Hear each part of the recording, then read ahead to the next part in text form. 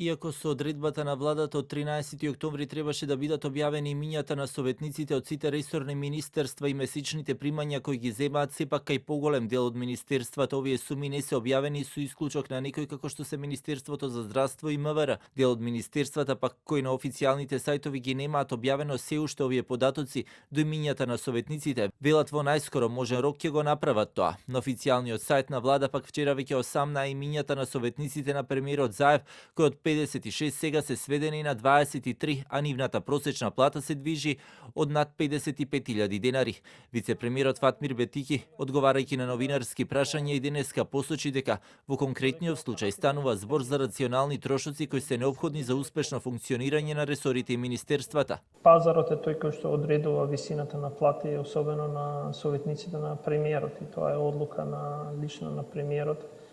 по правилата за одредување на плати и секако секој мое коментирање во таа насока сметам дека не е соодветна. Но искрено сметам дека висината на плати и бројот на советници во овој момент кој што е назначен е нужен за функционирање на канцеларијата на премиерот, како и функционирањето на канцелариите на сите други